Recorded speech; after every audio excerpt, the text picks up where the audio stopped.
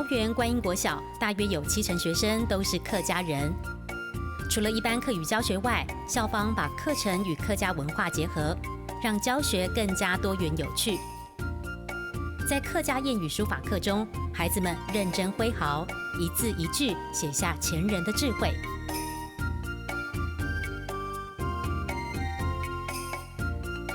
为了落实客语生活化，学校更将第2节下课定为客语时间。采访这天，小朋友拿着自己写的春联，和老师一起练习用客语念出谚语，从中学习谚语意义。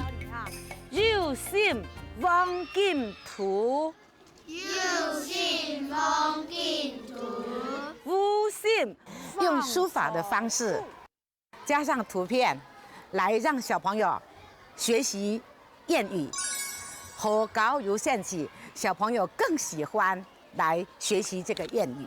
下课讲客语的时候很轻松，不用像那个上课的时候这么严肃，所以我觉得比较好玩。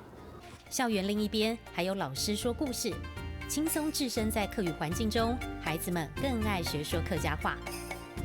天机看狗风的呢，是狗菜，该罗阿峰母鸡。我回家问爸爸，然后呢，爸爸也不会，我就来上课的时候问老师，然后知道了以后回家再教爸爸。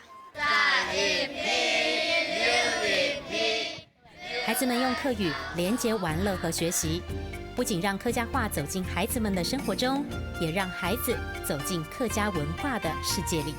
上课喽！后告优选期，后告优选期，后告优选期。